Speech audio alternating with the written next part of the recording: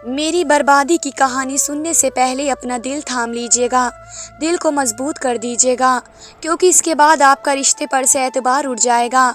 मामलों के मुताबिक एक शाम मेरे पति ने मुझसे कहा, आज रात को मैं लेट घर आऊँगा। पति के अंदाज में अजीब सी बेचैनी थी, जैसे वे कहीं दूर जा रहे हों। मैं भी समझ गई कि शायद लेट आएंगे, तो मुझे डर लग रहा था, इसलिए मैं अपने कोई ना कोई बंदोबस्त ज़रूर करूँगी। मैंने ये बात उन्हें नहीं बताई कि पति खामख्वाह परेशान हो जाते। मैंने कहा कि ठीक से आप जाएं और खैरियत से आएं। उनके जाने के बाद मैंने कमरे का दरवाज़ा तो बंद कर लिया, लेकिन मुझे डर लग रहा था। मैंने अपने कानों में ऊंची आवाज़ में गाना लगा लिए और सुनने के लिए बैठ गई। तकरीबन 1 घंटा ही गुजरा कि मुझे घर के दरवाजे पर अजीब सी दस्तक की आवाज़ आने लगी। मैंने जब अपने कानों से हेडफोन निकाली तो मुझे मालूम हुआ कि दरवाजे पर तो मेरे पति की दस्तक हो रही थी। उससे पहले कि मैं दरवाज़ा खोलती, मेरे पति ने वे 3 अल्फाज बोल दिए, जिसके बाद एक बीवी अपने पति पर हराम हो जाती है। उसने दरवाजे के बाहर से मुझे तलाक दे दी और मैं हैरान परेशान सुनती ही रह गई कि ये हुआ क्या है। मैं सोच भी नहीं सकती थी कि मेरे पति मेरे साथ ऐसा करेंगे। भीगी भीगी आंखों से मुझे देखती रह गई। ये आप क्या कह रहे हैं? मैंने जल्दी से दरवाज़ा खोला। सामने गुस्से में भरा हुआ मेरा पति खड़ा हुआ था। कब से दरवाज़ा बजा रहा था। मैंने तुम्हें कहा भी कि दरवाज़ा खोलो, अंदर जो कुछ है मुझे देखने दो, पर तुम तो चालाक निकली। तुमने दरवाज़ा नहीं खोला ताकि मैं तुम्हारे आशिक को ना देख लूँ। आप कैसी बातें कर रहे हैं? मैंने रोते हुए कहा। खैर, अब उन बातों का कोई फ़ायदा नहीं। मैं तो डर रही थी और कहा मैं तो ऊंची आवाज़ में गाना सुन रही थी ताकि मुझे डर ना लगे, लेकिन अब तो हमारा कोई रिश्ता ही नहीं रहा। आपने ये रिश्ता ख़त्म कर दिया है, इसलिए अब दूर बैठे रहो और मुझे अब यहाँ से जाने दो। मेरी आंखों में आंसू थे, मेरे होंठ काँप रहे थे। सोच भी नहीं सकती थी कि मेरा पति यूँ खड़े खड़े मुझे बेघर कर देगा। अब तुम कहाँ जाओगी? चुप करके यहीं बैठो, तुम्हें हर एक बात का हिसाब देना पड़ेगा। अरे किस बात का हिसाब मांग रहे हो आप मुझसे? मैंने ऐसा कुछ नहीं किया। मैं रोने लगी तो उन्होंने फिर से मुझे चुप कर दिया और कहने लगे, मुझे तुम पर शक था। तुम अगर मुझे सच्ची सच्ची बता देती तो मैं भी कभी ये अल्फाज न बोलता। मेरे पति को समझ नहीं आ रहा था कि गुस्से में दी गई तलाक भी तलाक ही होती है और अब मैं उनकी बीवी नहीं रही। मैंने उन्हें समझाया कि आपके सिवा मेरी ज़िंदगी में आज तक किसी की तरफ नज़र उठाकर भी नहीं देखा, लेकिन अब तो आप तलाक बोल चुके हैं, उसका तो कोई रास्ता भी नहीं है। अब मैं आपकी बीवी नहीं रही, मुझे यहाँ से जाने दीजिए। वे कहने लगे कि ऐसा तो हो ही नहीं सकता कि मैं तुम्हें यहाँ से जाने दूँ। फिर मेरे पति को आहिस्ता आहिस्ता एहसास हो गया कि वे मुझे तलाक दे चुके हैं। जैसे ही उनको एहसास हुआ तो वे अपना सर पकड़कर पछता रहे थे, चीखने चिल्लाने रोने लगे। कहने लगे कि अमरीन, मैंने ये क्या कर दिया? तुमने मुझे रोका क्यों नहीं?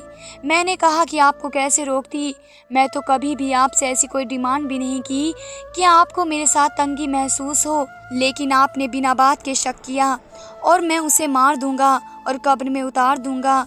जिंदगी भर उसे अपने सामने नहीं आने दूंगा। मैं अपने पति की ये बात सुनकर हैरान थी। आप किसके बारे में बात कर रहे हैं? क्या मेरी बात हो रही है? मैंने उनसे दोबारा पूछा तो कहने लगे कि चुप करो, मुझे जिसने ये सारी बात बताई थी तुम उसे नहीं जानती, बल्कि तुम जानती हो, वह भी तुम्हें जानता है, लेकिन मुझे उस पर बहुत गुस्सा आ रहा है।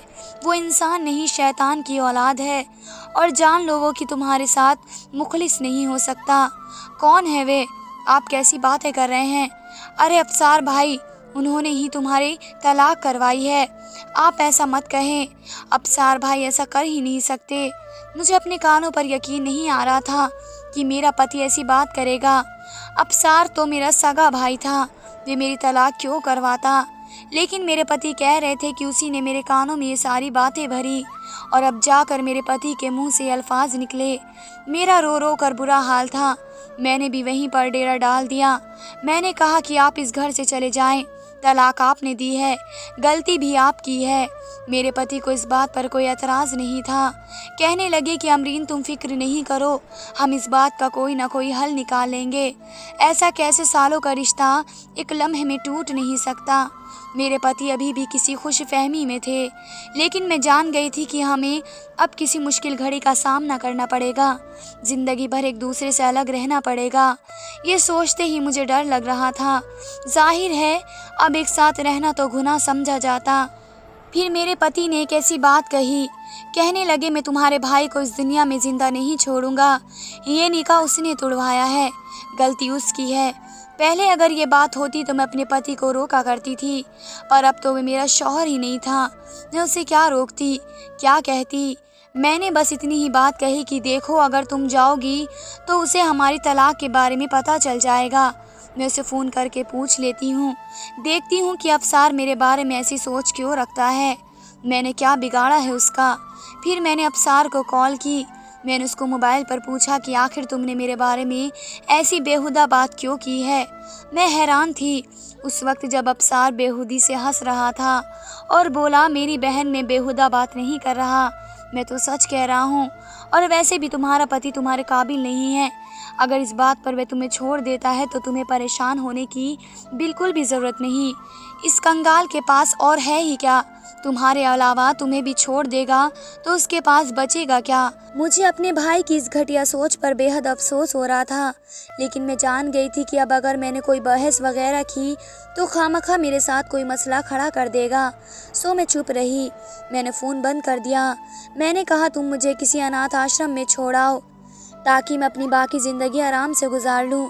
मैं अपने घर वालों पर बोझ नहीं बनना चाहती, लेकिन मेरे पति ने मुझसे कहा कि तुम सिर्फ़ एक रात इसी घर में गुजार लो, मैं दूसरे कमरे में सो जाऊँगा, तुम्हारे करीब भी नहीं आऊँगा। लेकिन तुम इस तरह से मत कहो कि अनाथ आश्रम में जाओगी, तुम्हारे ख़ानदान वालों को पता चलेगा, फिर तलाक का भांडा फूट जाएगा और हम पूरे ख़ानदान में बदनाम हो जाएंगे। मैंने अपने शौहर की बात मान ली। सुबह होने तक मुझे नींद नहीं आई। अजीब सी बेचैनी और आंखों में आंसू थे। लगता था कि अब मैं पूरी दुनिया में अकेली होकर रह गई हूँ। घर वालों को भी बहुत ज़्यादा याद आ रही थी, लेकिन मैं घर जाकर उन्हें परेशान नहीं करना चाहती थी। सुबह हुई तो 6 बजे के वक्त मेरे कमरे के दरवाजे पर दस्तक हुई। मैंने देखा मेरा पति बाहर खड़ा था। मैंने दरवाज़ा नहीं खोला। कहने लगा मैं तुम्हारे लिए एक मौलवी लेकर आ रहा हूँ, वे तुमसे बात करेगा, तुम्हें समझाएगा और हम दोनों से भी बात करेगा। मेरी एक दोस्त से बात हुई है, वे यही कह रही है अगर तुम मौलवी साहब से इस मसले पर बात करो तो वे तुम्हें कोई ना कोई हल बताएंगे। मैंने अपने पति को मना किया कि वे मौलवी साहब को घर लेकर ना आएँ। कुछ देर बाद हम दोनों मौलवी साहब के पास चले गए। सो हमने ऐसा ही किया। हम मौलवी साहब के पास पहुँचे तो दिल में थोड़ी बहुत उम्मीद थी, लेकिन जैसे ही हम अंदर दाखिल हुए तो मुझे देखकर बहुत अजीब सा लगा कि वहाँ पर काफ़ी सारे मर्द और मौजूद थे। मैंने खुद को हिजाब और नकाब में ढककर छुपाकर मौलवी साहब के कमरे तक सफ़र किया। फिर मैं अंदर दाखिल हुई। उन्होंने हमें दिलासा दिया और प्यार से बिठाया। फिर जो बात समझाने लगे, उन्होंने जो बात कही, उस बात ने तो मेरे होश ही उड़ा दिए। कहने लगी बेटी अब तुम्हारा पति तुम पर हमेशा के लिए हराम है, लेकिन अगर तुम फिर भी कोई रास्ता इख्तियार करना चाहती हो तो वह हलाल ही है। हलाले को आजकल जिस तरह से पेश किया जा रहा है ये कोई मजाक नहीं है। मर्द के लिए एक सज़ा भी है और दूसरा उसका भी कुछ फ़ायदे और कानून हैं। इस्लाम ने हलाले की इजाज़त तलाक के बाद दोबारा शादी करने के लिए नहीं दी, बल्कि अगर इत्तेफाक से ये सारे वाक़यात हो जाएं तो फिर तलाक के बाद वह औरत दोबारा अपनी पहले पति पर हलाल होती है। मैं तो कभी भी किसी जोड़े को ये नहीं कहता कि तुम हलाले के लिए एक औरत से शादी करो, क्योंकि तलाक ऊपर वाले को नापसंद अल्फाज हैं। जो भी है जैसा भी है, तलाक के बाद क्या होगा तुम नहीं जानती, इसलिए मैं तुम दोनों को मशवरा दे रहा हूँ कि सही रास्ते पर चलो और अपने अपने रास्ते अलग कर लो। बच्चों तुम भी दूसरी शादी कर लो, और बेटा तुम कहो तो मैं तुम्हारे लिए भी एक अच्छा लड़का ढूंढ लेता हूँ। नहीं ऐसा नहीं हो सकता, मैं किसी और के बारे में सोच भी नहीं सकती और मेरे घर वालों को भी इस सारे मामले का नहीं पता। मौलवी साहब चौंक गए और बोले तलाक और निकाह तो खुफिया नहीं रह सकते। बेटा एक ऐसी बातें करती हो, तुम ये लोगों के खिलाफ है। ऐसा करने से तुम दोनों की ज़िंदगी बेशक खराब हो जाएगी। मौलवी साहब तो ये बातें कर रहे थे, पर मैं और मेरा पति दोनों ही बहुत ही ज़्यादा परेशान थे। हमारे दिलों का सुकून ख़त्म हो गया। वाकई तलाक बहुत बड़ी लानत है, जो इंसान को पल भर में एक दूसरे से अलग कर देती है। खैर, हम लोग उठकर वहाँ से घर आ गए। मैंने तो कोई बात भी नहीं की। मौलवी साहब से मेरे पति पीछे बातें करते रहे, लेकिन जब मैं घर पहुंची तो मेरा चेहरा आंसू में डूबा हुआ था। मैं किसी और मर्द के बारे में सोच भी नहीं सकती थी। मैंने ज़िंदगी भर अपने पति के ख्वाब देखे और जब पति मिला तो उसकी खूब खिदमत भी की, लेकिन पता नहीं क्यों मेरे सगे भाई की वजह से मुझे तलाक हो चुकी थी, जिनमें मुझे कोई बात समझ में नहीं आ रही थी। तभी घर के दरवाजे पर दस्तक हुई। मैंने दरवाज़ा खोला तो मेरा पति बाहर खड़ा था, लेकिन ये देखकर मेरी हैरत की इंतहा न रही जब मेरे पति के चेहरे पर एक भरपूर मुस्कुराहट थी। वे खुश लग रहे थे। मुझे बड़ी हैरत हुई। मैंने उनसे पूछा कि क्या बात है। जब आप आए थे तो बहुत ज़्यादा परेशान लग रहे थे, लेकिन अब क्या हो गया कि आप मुस्कुरा रहे हैं? वह खुश लग रहे थे। मुझे बड़ी हैरत हुई। मैंने उनसे पूछ भी लिया कि क्या बात है। जब आप गए थे तो बहुत परेशान थे, उस वक्त भी परेशान थे, लेकिन अब तो आप बहुत खुश लग रहे हैं। मेरी बात सुनकर उन्होंने कहा कि बात ही ऐसी है कि खुश होना बनता है। मैं समझी कि शायद अलीम को दूसरी शादी के लिए औरत मिल गई। अलीम कहने लगे कि तुम अच्छा सा खाना बनाओ, मैं बाज़ार से रोटियां लेकर आता हूँ, उसके बाद मैं तुम्हें बताऊंगा कि बात क्या है। और बात सुनो, अगर तुम वाकई में गैर मर्दों के सामने जा सकती हो और बातचीत कर सकती हो तो मेरे सामने भी आ सकती हो। मैं तुम्हारे साथ कोई ताल्लुक़ नहीं रखूँगा, लेकिन खुदा के लिए इस तरह छुपन छुपाई वादे मामले ख़त्म करो। शौहर की बातों ने मुझे बड़ा हौसला दिया। उनका दिमाग भी हल्का हो चुका था। तुमको देखकर मेरी आधी परेशानी ख़त्म हो गई। मैंने दाल बनाई और पति रोटियां लेकर आ गए। हमने खाना साथ ही खाया। मुझसे कहने लगे कि इस्लाम इतना भी मुश्किल नहीं है जितना कि हमने बना रखा है। मैंने और एक मुफ्ती से बात की है जो कि हमारे घर के करीब हैं। ये तो वही मुफ्ती साहब हैं जिनके पास मैं चला गया था। मुझे अफसार भाई ने एक बार उस मौलवी के बारे में बताया था और आज भी वे उसकी बहुत तारीफ़ कर रहे थे। कह रहे थे कि मैं आपकी तरफ आऊँगा, काफ़ी अरसा हो गया है। तभी मुझे उनकी बात ये याद आया कि हाँ, यहाँ तो एक हमारी अपनी मस्जिद भी है।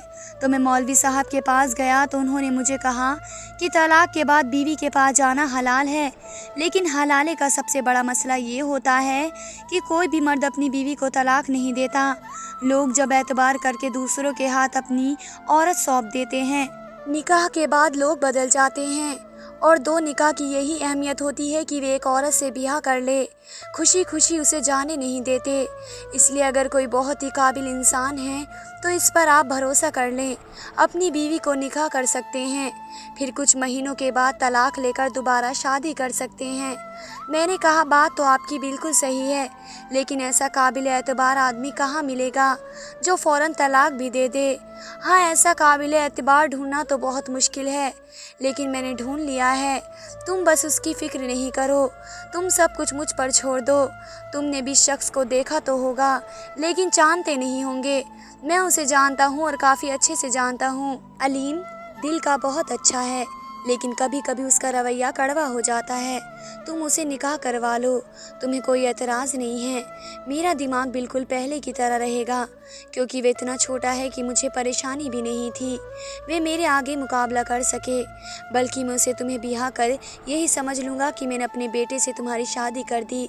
मेरा पति हंस पड़ा कि आप कैसी बातें कर रहे हैं, मैं ऐसा सोच भी नहीं सकती किसी और आदमी के बारे में।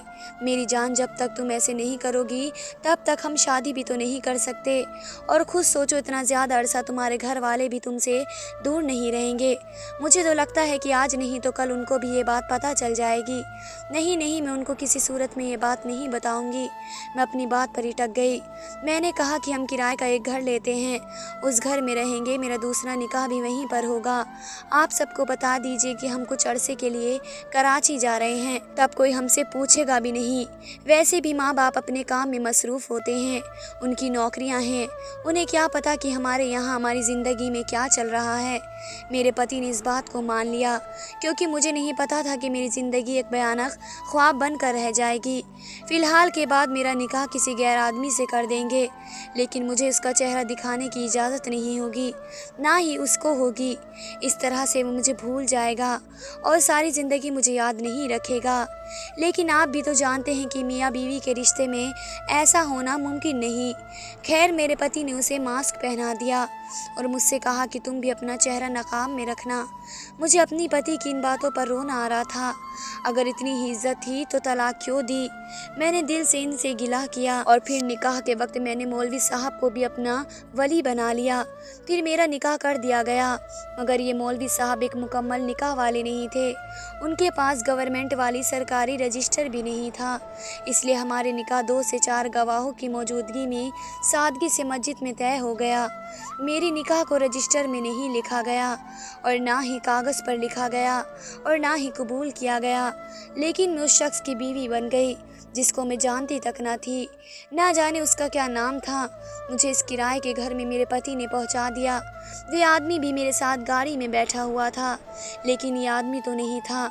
जब मैंने उसे गौर से देखा तो उसका कद मेरी टांग जितना था और वे बालक छोटा बच्चा लग रहा था। ये बात मुझे परेशान करने लगी। दिल ही दिल में मैं हैरान थी, क्या मेरा पति ने एक 10 साल के बच्चे से मेरा निकाह कर दिया, मगर वह तो बालिग ही नहीं है। मैंने देखा वह बहुत ही मासूमी के साथ गाड़ी में बैठा हुआ था। उसके चेहरे पर कोई भी परेशानी नहीं थी। मैं घर तक कैसे पहुंची मुझे मालूम ही नहीं था। मैं अनजाने सोचों में डूबी हुई थी। आज तक मेरी ज़िंदगी में ऐसी बेचैनी कभी नहीं आई और उस शख्स को देखे जा रही थी।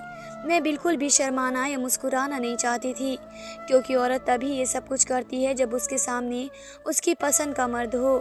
मैं तो उस बच्चे के सामने बैठी हुई थी। मुझे अपने आप उसकी माँ साबित महसूस हो रही थी। मैंने कभी सोचा नहीं था कि एक ऐसे इंसान से मेरी शादी होगी जो मेरे घुटनों तक आता है। खैर, हम लोग जब नए मकान में पहुँचे तो जो कि किराए का मकान था, तो मैंने सबसे पहले अंदर दाखिल हुए और जाकर बिस्तर पर बैठ गई। पहले शादी तो थी नहीं कि जो कमरे में सजावट होती। कमरे में एक बेड और एक सोफ़ा था। मेरा दिल बुरी तरह काँप रहा था। फिर जब वह बच्चा मेरे कमरे में दाखिल हुआ, मेरी नज़र फिर दोबारा उसके चेहरे पर पड़ी। उसने मास्क लगाकर मेरी तरफ देखा तो मेरे कदमों तले ज़मीन निकल गई। अल्लाह, मैं ये क्या देख रही हूँ, मेरे दिल ने कहा और आंखों से आंसू निकलने लगे। ये बात तो पूरे मोहल्ले में फैल जाएगी, क्योंकि बात ही कुछ ऐसी थी। मैंने उसको चेहरे से देखा और फिर मैं समझ गई कि मोहल्ले में तो मेरी कोई इज्जत नहीं रहेगी। पता नहीं लोग मेरे बारे में क्या सोचेंगे। हज़ारों सोचों मेरे जहन में थी। फिर वे मेरे सामने आकर बैठ गए और मेरी तरफ देखकर बोला, मेरी बुलबुल, तुम बहुत ही ज़्यादा खूबसूरत हो। मैं तो सोच भी नहीं सकता था कि अलीम बेवजह ही इतना करता है, मगर वाकई में उसको करने की इजाज़त भी है। इतनी खूबसूरत बीवी का शौहर जो है। मुझे लगा मेरे पति ने मेरी शादी 10 साल के बच्चे से कर दी, पर सामने बैठा आदमी 10 साल का नहीं लग रहा था। वे तो 30 या 35 साल का आदमी लग रहा था। कहने लगा, मैं तुम्हें एक किस्सा बताऊंगा, उसके बाद तुम देखना, लेकिन उससे पहले तुम्हें अपने आप को सौंपना पड़ेगा। मुझे उसकी बातें जहर लग रही थी, लेकिन उससे शादी का मकसद यही था कि अगली सुबह जो उसने मेरे साथ किया वे बड़े हैरान कर देने वाला था। मुझे माफ़ कर दो बुलबुल, लेकिन तुमसे शादी करना मेरा ख्वाब था। उसने हंसकर कहा, अरे तुम्हारी तो तलाक भी मैंने ही करवाई है। मुझे तो तुमसे शुरू से ही पसंद थी। मेरे आगे पीछे कोई नहीं है। माँ बाप इस दुनिया में नहीं रहे, मैं अकेला ही हूँ। मेरे पीछे रोने वाला भी कोई नहीं है। लेकिन मुझे एक बात सख्त नापसंद है और वह है गुरूर। तुम्हारा पति भी बहुत गुरूर करता था। एक दिन उसी तरह दुकान में उसने मेरी मजाक उड़ाया। कहने लगा, तुम इतने छोटे हो कि तुम्हारी बीवी तुम्हें अपने पाँव में बिछाया करेगी। तुम इसके सामने उसके बेटे मालूम होंगे। मुझे अलीम की ये बात भी बहुत बुरी लगी। मैंने उससे मजाक में ही कहा कि क्या पता तुम्हारी बीवी ही मुझे अपने पाँव में बिठा ले। इस बात से उसने मुझे एक थप्पड़ मारा। इतना सख्त थप्पड़ ही मैं आज तक नहीं भूला। उस दिन से ही मैंने तय कर लिया कि मैं अलीम की बीवी से ही शादी करूँगा। बात तो ये बड़ी अजीब सी लगती है, लेकिन मैं जिस चीज़ पर अड़ जाऊँ वे मैं करके रहता हूँ। मुझे उस शख्स की ये बात इतनी बुरी लगी कि पास पड़ा गुलदस्ता उठाकर उसके सर पे दे मारा और मेरे सामने तड़प तड़प कर उसने अपनी जान दे दी। मुझे ज़रा भी खौफ नहीं था कि मैंने क्या किया है, क्योंकि उस शख्स की बात मेरे दिल को लग गई। मेरी रूह कांप गई। मेरे ऊपर पुलिस केस भी इसलिए नहीं बना क्योंकि निकाह तो रजिस्टर हुआ भी नहीं था। पुलिस जाए तो उसे ऐसा ही लगा कि वह आदमी मेरी इज्जत पर हमला करने यहाँ आया था। सो मैंने गुलदस्ता उसको दे मारा। मेरे पहले पति अलीम को इस बात का पता चला तो वे बहुत हैरान हुए। उन्होंने भी किसी के सामने बात जाहिर नहीं की कि हमारे दरमियान तलाक वाक़या हो चुका है। यूँ मेरी उस शख्स की जान छूट गई और मेरा हलाला भी हो गया। लेकिन यकीन माने कि मैंने उस शख्स को गुलदस्ता कत्ल करने की नीयत से नहीं मारा। ये तो गुस्से में किया था। एक अमल था जिसका नतीजा मैंने सोचा भी नहीं था। अब आप बताएं कि क्या मैंने सही किया या गलत किया? मुझ पर सज़ा लाजिम है या नहीं? मुझे ज़रूर बताएं, मैंने सही किया या गलत? मेरा अगले हफ्ते अलीम से ही दोबारा निकाह हो गया और हम अपनी ज़िंदगी में खुश रहने लगे थे। धन्यवाद दोस्तों।